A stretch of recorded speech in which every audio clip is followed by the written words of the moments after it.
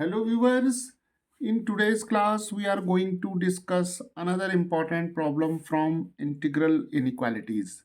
So in this class we are once again going to prove one very nice integral inequality. Here we have pi over 24 less than or equal to the integral of sine x from pi by 6 to pi by 4 less than or equal to pi times square root of 2 divided by 24, right?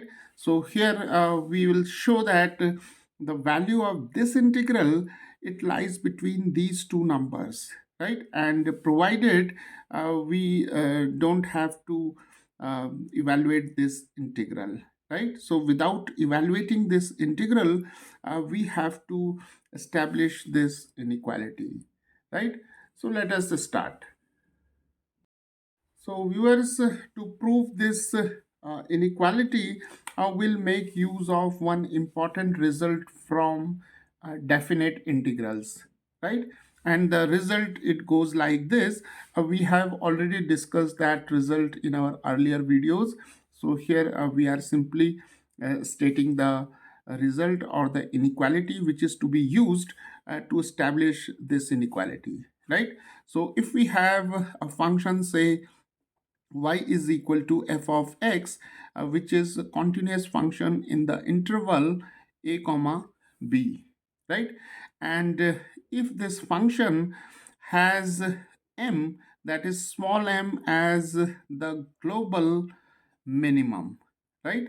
So f of x has m as the absolute minimum value in this interval and capital M as the global maximum, right, or absolute maximum. So if this function f of x has small m as global minimum and capital M as global maximum, then this inequality holds, that is the integral a to b f of x dx is greater than or equal to m times b minus a, and this is less than capital M times b minus a, right? So this inequality shall be used to establish this one. So let us take this integral as I, right? So I is from pi by 6 to pi by 4 sine x dx.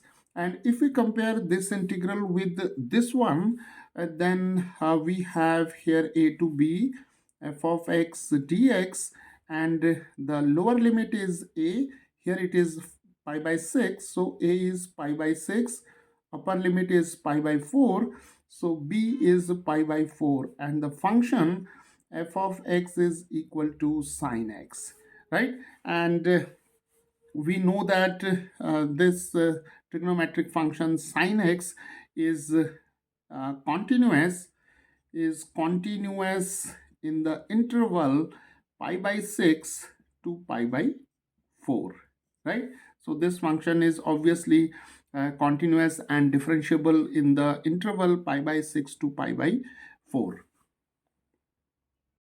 So now let us investigate this function, right? That is f of x is equal to sine x.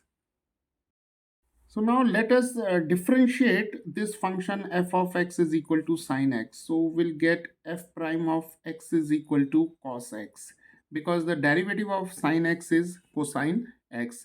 Now we can see that for all values of x belonging to this interval, that is from pi by 6 to pi by 4, cos x is always a positive quantity, right?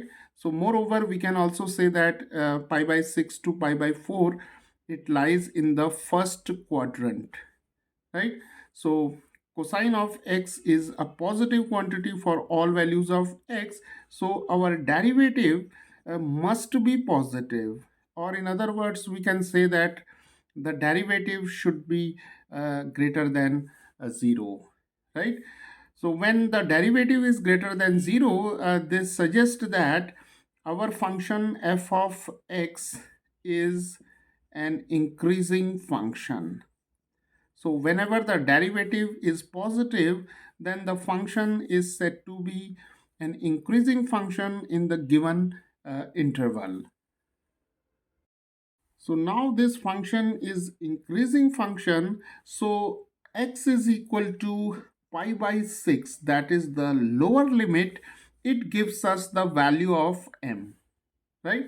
And the value of x, that is equal to pi by 4, that is the upper limit. The upper limit will give us the absolute maximum, and the lower limit will give us the absolute minimum, right? So x is equal to pi by 6, will substitute it here.